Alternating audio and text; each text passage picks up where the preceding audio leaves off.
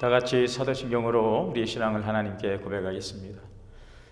전능하사 천지를 만드신 하나님 아버지를 내가 믿사오며 그 외아들 우리 주 예수 그리스도를 믿사오니 이는 성령으로 잉태하사 동정녀 마리아에게 나시고 본디오 빌라도에게 고난을 받으사 십자가에 못 박혀 죽으시고 장사한 지 사흘 만에 죽은 자 가운데서 다시 살아나시며 하늘에 오르사 전능하신 하나님 우편에 앉아 계시다가 저리로서 산자와 죽은 자를 심판하러 오시리라. 성령을 믿사오며 거룩한 공예와 성도가 서로 교통하는 것과 죄를 사하여 주시는 것과 몸이 다시 사는 것과 영원히 사는 것을 믿사옵나이다. 아멘. 찬송가 322장 찬송하시겠습니다. 세상에 헛된 신을 버리고 하나님 이름 높여 기리세. 온 천하 백성 모두 나와서 다 같이 하나님만 섬기세. 세상에 헛된 우상 버리고 인간의 모든 부귀영화와 거짓과 불의 모두 버리고 온전히 하나님만 섬기세.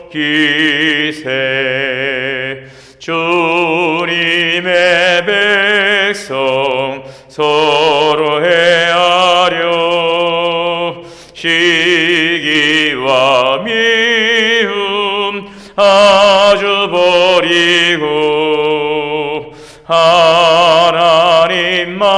하나님만을 홀로 섬기는 천국으로서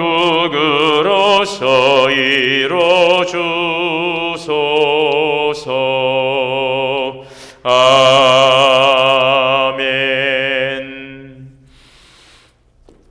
오늘 말씀은 창세기 11장입니다. 온 땅의 언어가 하나요 말이 하나였더라. 이에 그들이 동방으로 옮기다가 신할 평지를 만나 거기 거류하며 서로 말하되 자 벽돌을 만들어 견고히 굽자 하고 이에 벽돌로 돌을 대신하며 역청으로 진흙을 대신하고 또 말하되 자 성읍과 탑을 건설하여 그 탑 꼭대기를 하늘에 닿게 하여 우리 이름을 내고 온 지면에 흩어짐을 면하자 하였더니 여호와께서 사람들이 건설하는 그 성읍과 탑을 보려고 내려오셨더라. 여호와께서 이르시되 이 무리가 한 족속이요 언어도 하나이므로 이같이 시작하였으니 이후로는 그 하고자 하는 일을 막을 수 없으리로다. 자 우리가 내려가서 거기서 그들의 언어를 혼잡하게 하여 그들이 서로 알아듣지 못하게 하자 하시고 여호와께서 거기서 그들을 온 지변에 흩으셨으므로 그 도시를 건설하기를 그쳤더라. 그러므로 그 이름을 바벨이라 하니 이는 여호와께서 거기서 온 땅의 언어를 혼잡하게 하셨음이니라. 여호와께서 거기서 그들을 온 지면에 흩으셨더라. 셈의 족보는 이러하니라. 셈은 100세 곧 홍수 후 2년에 아르박삿을 낳았고 아르박삿을 낳은 후에 500년을 지내며 자녀를 낳았으며 아르박삿은 35세에 셀라를 낳았고 셀라를 낳은 후에 403년을 지내며 자녀를 낳았으며 셀라는 30세에 에벨을 낳았고 에벨을 낳은 후에 403년을 지내며 자녀를 낳았으며 에벨은 34세에 벨렉을 낳았고 벨렉을 낳은 후에 430년을 지내며 자녀를 낳았으며 벨렉은 30세에 르우를 낳았고 르우를 낳은 후에 209년을 지내며 자녀를 낳았으며 르우는 32세에 스룩을 낳았고 스룩을 낳은 후에 207년을 지내며 자녀를 낳았으며 스룩은 30세에 나홀을 낳았고 나홀을 낳은 후에 200년을 지내며 자녀를 낳았으며 나홀은 29세에 데라를 낳았고 데라를 낳은 후에 119년을 지내며 자녀를 낳았으며 데라는 70세에 아브람과 나홀과 하란을 낳았더라. 데라의 족보는 이러하니라. 데라는 아브람과 나홀과 하란을 낳고 하란은 롯을 낳았으며 하란은 그 아비 데라보다 먼저 고향 갈대아인의 우르에서 죽었더라. 아브라함과 나홀이 장가들었으니 아브라함의 아내 이름은 사레며 나홀의 아내 이름은 밀가니 하란의 딸이요 하란은 밀가의 아버지며 또 이스가의 아버지더라. 사레는 임신하지 못하므로 자식이 없었더라. 데라가 그 아들 아브람과 하란의 아들인 그의 손자 롯과 그의 며느리 아브람의 아내 사레를 데리고 갈대아인의 우리를 떠나 가나안 땅으로 가고자 하더니 하란에 이르러 거기 거류하였으며 데라는 나이가 205세가 되어 하란에서 죽었더라. 아멘. 기도하겠습니다. 사랑과 은혜의 주님 감사합니다. 오늘도 존귀하신 주님의 이름을 송축합니다. 생명 주신 하나님, 오늘도 주님 안에서 주신 생명으로 우리 호흡하며 주의 영광이 살아가게 하시고 하나님의 기쁨이 될 수 있는 믿음의 삶이 되게 하여 주옵소서.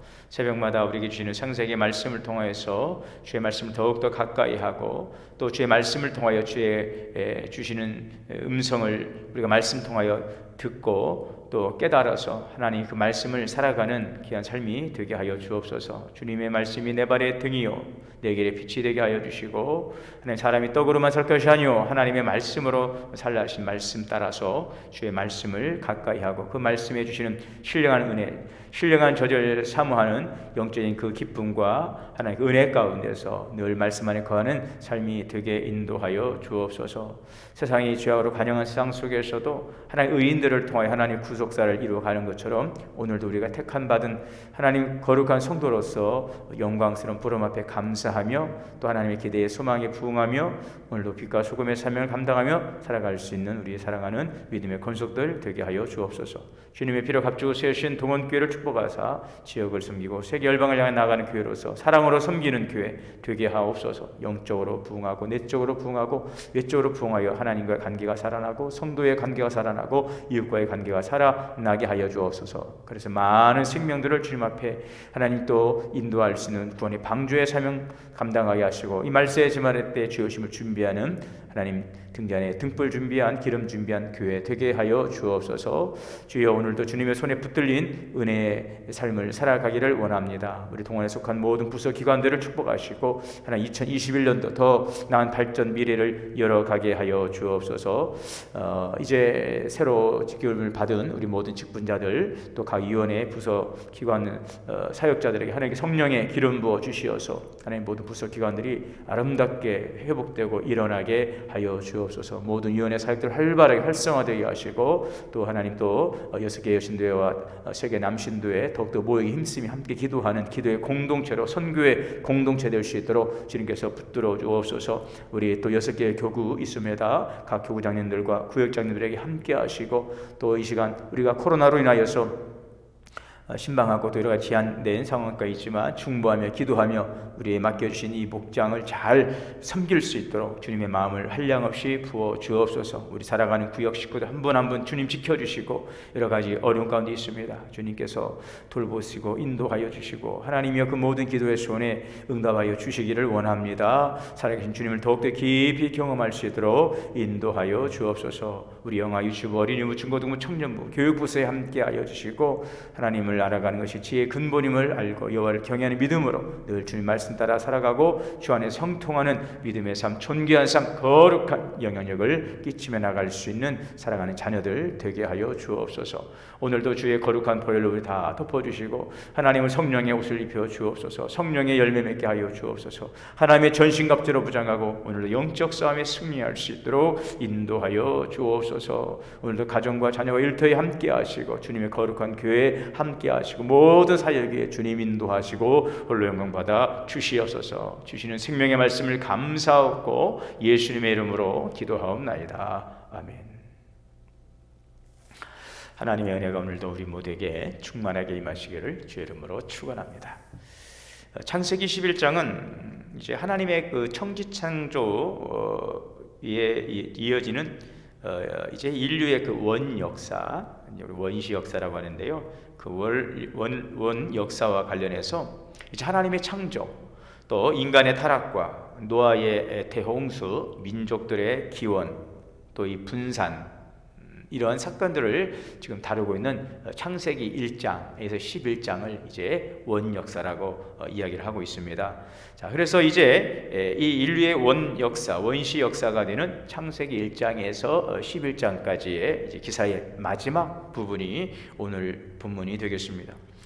11장을 마지막으로 해서 이제 창세기 1장부터 계속되었던 아담으로부터 시작된 인류 초기의 이 장구한 역사가, 인류 초기의 역사는 막을 내리고요.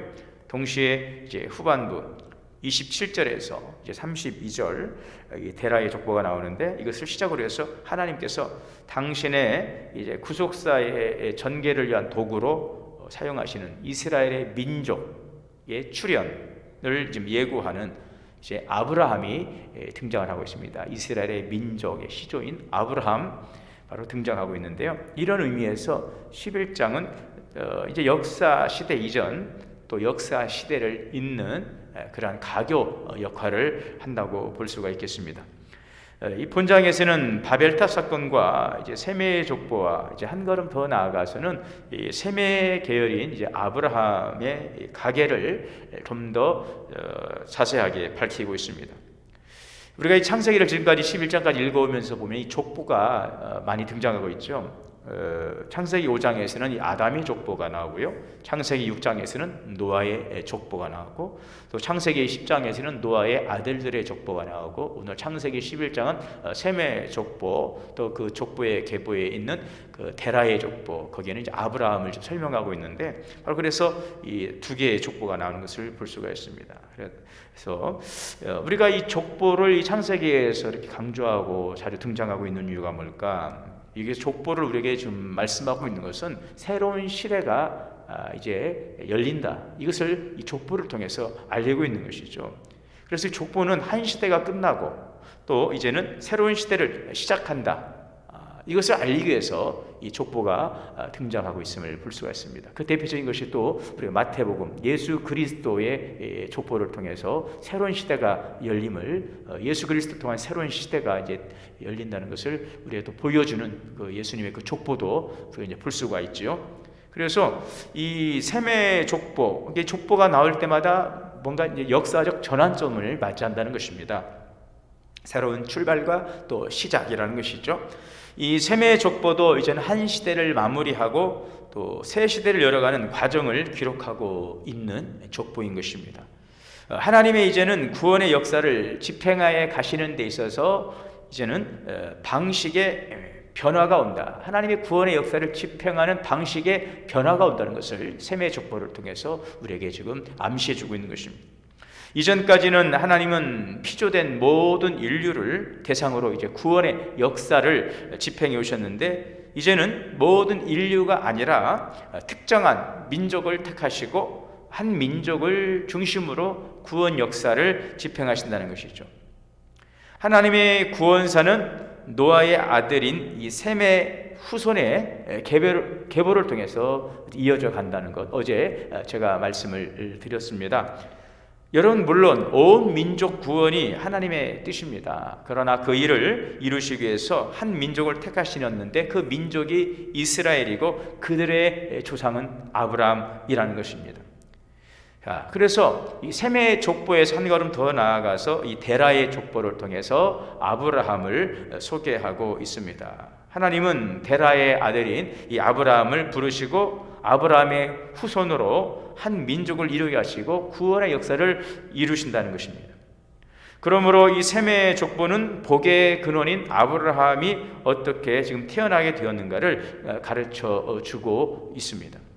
자, 그래서 이 족보를 이제 정리해 보면 아담에서 셋으로, 그 아들 에노스로, 자, 여기에서 이제 노아에서 아들 셈으로, 이제 셈에서 여인의 후손으로 이 계보가 이어지고 있죠. 여기서 여인의 후손이라고 하는 창세기 3장 15절에 바로 원시복음이라고 하는, 원복음이라고 하는 바로 예수 그리스도를 예표하고 있는 바로 그 본문에 등장하는 여인의 후손, 바로 예수 그리스도이죠.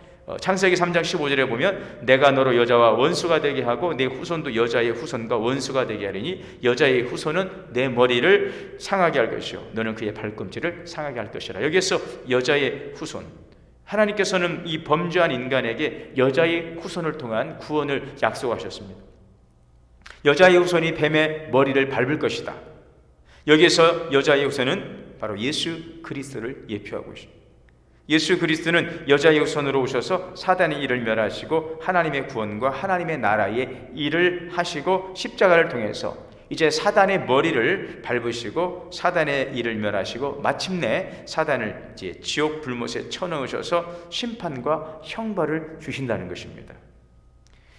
자, 그래서 이제 이 셈의 계보는 아담과 셋과 에노스, 노아, 셈 그리고 여인의 후손이 바로 예수 그리스도로 이제 연결되는 것입니다. 창세기 11장의 셈의 족보와 데라의 족보는 그러므로 아브라함이 여인의 후손으로 오신 약속의 씨라고 하는 것을 보여주고 있죠. 그래서 하나님은 이제 아브라함을 통해서 새로운 역사를, 구원의 역사를 펼치십니다. 아브라함을 복의 근원으로 삼으시고 온 세상의 복을 누릴 상속자로 아브라함을 이제 상속자 삼으시는 것입니다. 아브라함 안에서 모든 사람과 피조물이 이제 하나님의 그 생명 안에서 새로운 삶을 누리게 된다는 것이죠. 그러나 여러분, 아브라함이 생명의 주는 아닙니다. 완전한 여인의 후손도 아니고요. 그는 바로 예수 그리스도의 오심을 이제 준비하는 바로 하나님의 그 구속사의 큰 물줄기에서 한 점을 찍고 있는 그러한 인물인 것입니다. 자, 그래서 이 마태복음 1장에 보면 예수 그리스도의 족보에 이렇게 나오고 있죠. 아브라함과 다윗의 자손 예수 그리스도의 계보라. 예수 그리스도를 설명하고 있습니다. 그 예수 그리스도가 어떻게 하나님 구원의 역사 가운데 오셨는가를 인류 구원의 역사를 통해서 쭉 설명하시기 위해서 이제 셈으로부터 데라의 족보로 아브라함으로부터 이제는 다윗으로 예수 그리스도로 이렇게 이어져 오고 있다는 것을 보여주고 있고요. 창세기 3장 15절 그 원시 복음을 청취하는 것입니다. 결국은 예수 그리스도로 모든 것이 이제 규결되는 것입니다. 성경의 이 족보는 그러므로 구속사의 중심인 예수 그리스도를 증가하고 있습니다. 이스라엘의 족보를 설명한다거나 이스라엘의 조상 아브라함을 설명한다거나 그들의 민족의 정통성, 그들의 민족의 선민 이런 부분들을 지금 설명하고자 하는 것이 아니라 오직 예수 그리스도를 설명하고 예수 그리스도를 증거하기 위해서 오신 예수 그리스도, 하늘 보좌를 버리시고 이 땅 가운데 우리를 구원하시기 오신 예수 그리스도가 어떻게 하나님의 구원의 성취를 위해 이 땅에 오셨는가 하는 것을 이제 설명하기 위해서 이 성경의 모든 이런 족보들이 지금 설명되고 있고요. 그래서 성경은 그 중심 인물은 바로 예수 그리스도이죠. 주제는 바로 하나님의 구원이라고 하는 큰 주제, 성경의 주제이며 또 그 구원에는 하나님의 사랑이 중심에 있고요. 바로 그 구원을 이루시는 그 사랑의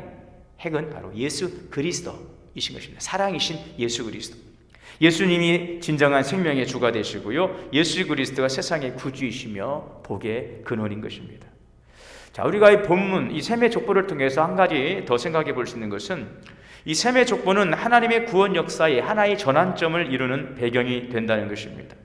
이제까지는 하나님은 세상의 구원을 위한 섭리를 일반 역사와 함께 하셨는데, 다시 말씀드리면 하나님의 구원의 대상과 이 범위가 전 피조물, 전 인류를 대상으로 했습니다. 그런데 이제는 하나님의 구원의 역사와 이 경륜이 새로운 국면에 접어들었다는 것입니다.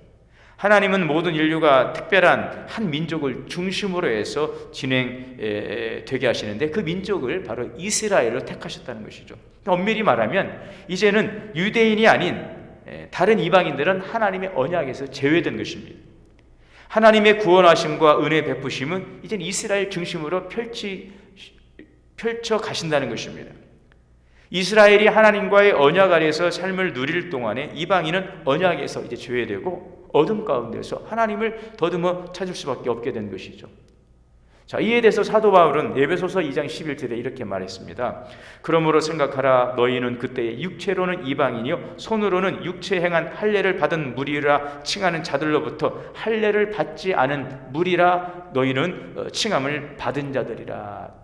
할례 받지 못한, 구원받지 못한 이방인들이라는 것입니다. 그때 너희는 그리스도 밖에 있었고 이스라엘 나라 밖의 사람이라 약속의 언약들에 대하여는 외인이요 세상에서 소망이 없고 하나님도 없는 자이더니. 그렇죠. 그러므로 이렇게 이제 셈의 족보를 통해서 하나님의 그 구원의 역사가 전환점을 맞이하게 되어지는데, 구원의 대상과 범위가 전 피조물과 전 인류를 대상으로 했다면 이제는 이스라엘 민족을 통해서 하나님께서 언약을 체결하시고 하나님께서 그 구원을 이루어 가신다는 것을 지금 말씀해 주고 있고, 이 셈의 족보가 그것을 보여주고 있다는 것이죠. 그러나 전에는 너희가 약속의 언약들에 대하여 외인이고 세상에서 소망이 없는 하나도 없는 자였더니 이제는 멀리 있던 너희가 그리스도 예수 안에서 그리스도의 피로 가까워졌느니라. 예.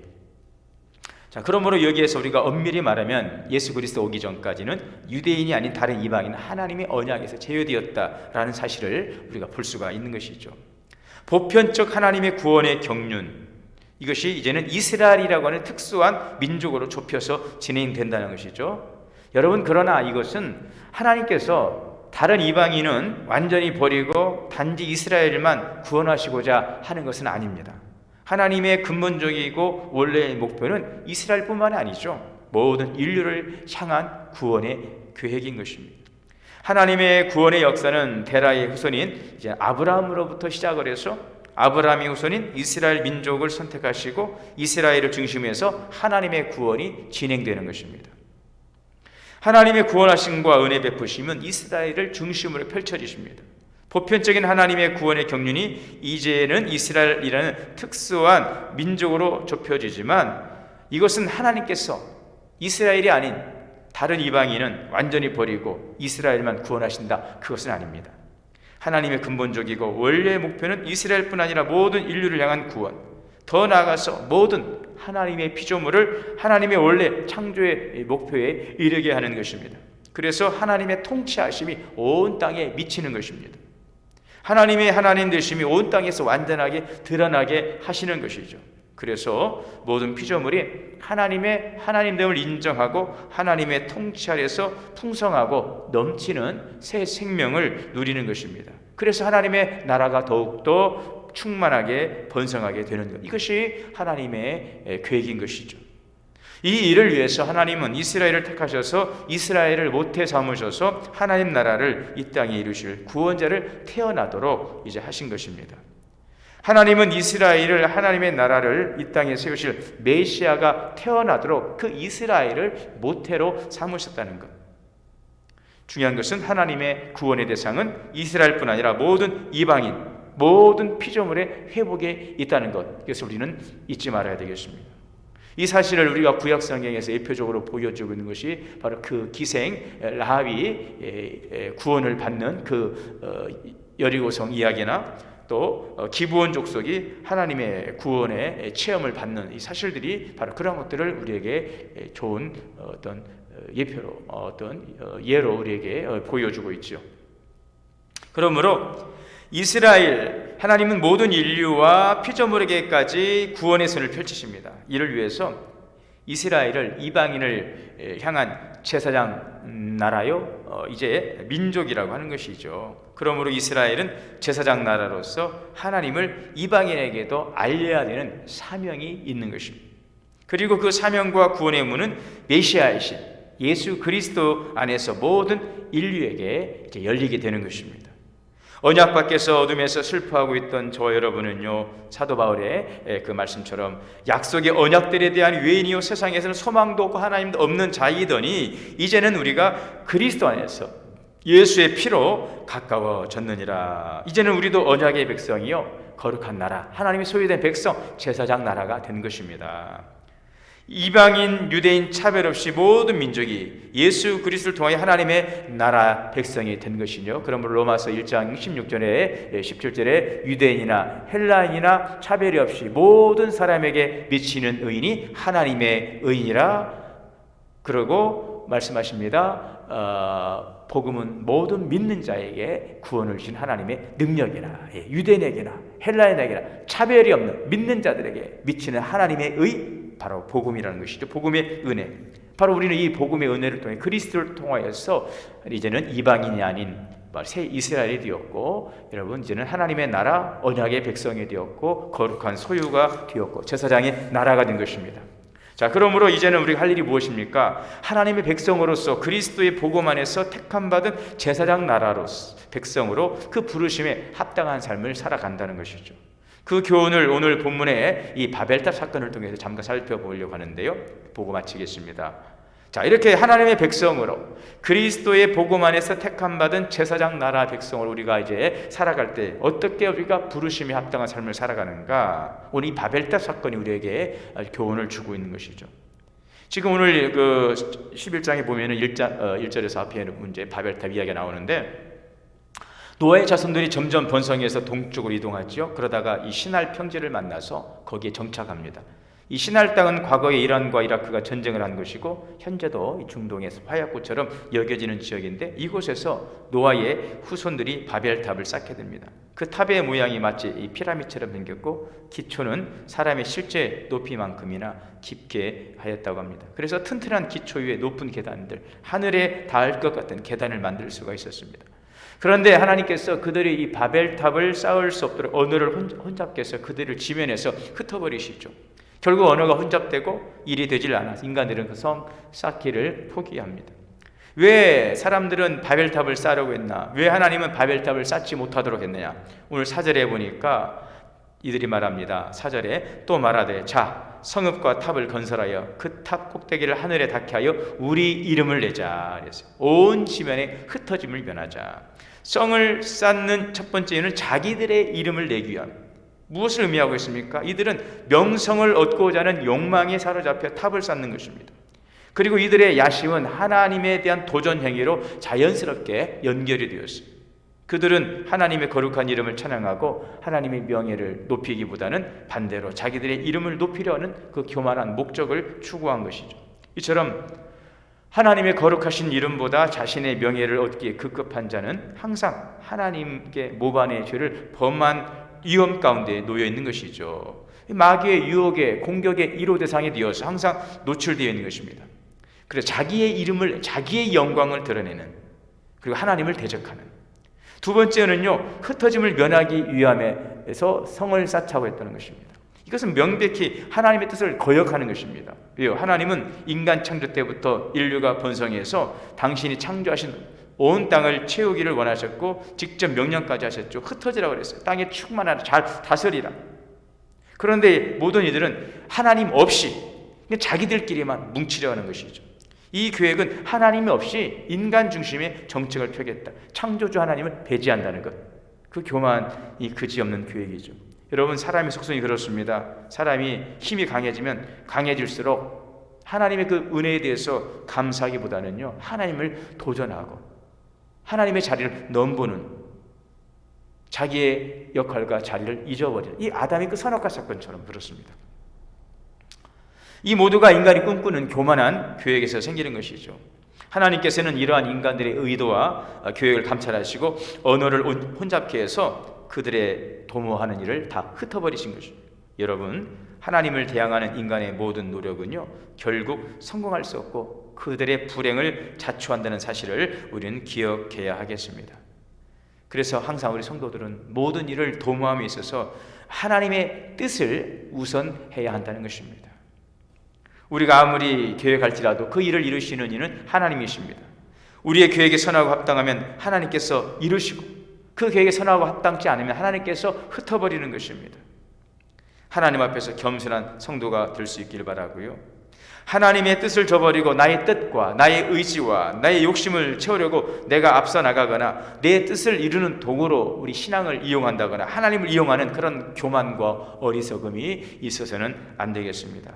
나를 창조하시고 이루시기 원하시는 하나님의 선하시고 거룩하신 뜻을 쫓아 살아가고, 바로 예수 그리스도를 통한 온 인류의 구원을 위해서 오늘 교회를 세우시고 우리를 불러주신 하나님의 그 구원의 은총에 감사하며 우리를 어두운 데서 불러내어 기이한 빛에 들어가게 하신 하나님의 아름다운 이 덕을 우리가 찬양하고 또 선포하며, 오늘도 하나님의 구원의 큰 계획 가운데 우리가 쓰임받는 그런 복된 삶을 살아갈 수 있기를 바랍니다. 나를 위한, 우리의 욕망을 위한 인간의 바벨탑을 세워가는 것이 아니라 하나님의 뜻을 세워가고 하나님의 영광을 위해서 오늘도 우리의 삶을 주 앞에 고정하고 또 주님의 주시는 말씀을 따라서 우리가 우리 주어진 시간과 주어진 모든 기회들을 선용하며 오직 하나님의 뜻과 거룩한 영광과 우리 하신 목적을 이루어가는 하나님의 그 귀한 믿음의 자녀들 삶을 살아가는 그런 거룩한 나라 하나님의 백성들이 다 되시기를 주님의 이름으로 축원합니다. 기도하시겠습니다. 사랑의 하나님, 감사합니다. 오늘도 주시는 말씀을 따라서 하나님의 거룩한 그 구원의 경륜 가운데 우리를 세워주시고 불러주셨사오니 겸손히 감사하며 살아가게 하시고 하나님 주신 은혜 가운데서 우리의 영광과 우리의 이기적 욕망과 야망을 위한 삶이 아니고 하나님을 도전하는 삶이 아니라 어리석은 그 삶을 우리가 버리고 겸손하게 주의 부름 앞에 주신 사명과 기회를 잘 선용하며 하나님 영광 위해서 주신 사명 잘 감당하며 생명 살리는 일에 쓰임받는 믿음의 삶이 되게 하여 주시옵소서. 예수님의 이름으로 기도하옵나이다. 아멘. 주기도문으로 오늘 예배를 마치겠습니다. 하늘에 계신 우리 아버지여, 이름이 거룩히 여김을 받으시오며 나라가 임하시오며 뜻이 하늘에서 이루어진 것 같이 땅에서도 이루어지이다. 오늘 우리에게 일용할 양식을 주시옵고 우리가 우리에게 죄 지은 자를 사하여 준 것 같이 우리의 죄를 사하여 주시옵고 우리를 시험에 들게 하지 마시옵고 다만 악에서 구하시옵소서. 나라와 권세와 영광이 아버지께 영원히 싸움나이다. 아멘. 오늘도 각자의 처소에서 기도하시고 복된 날 되시기를 바랍니다.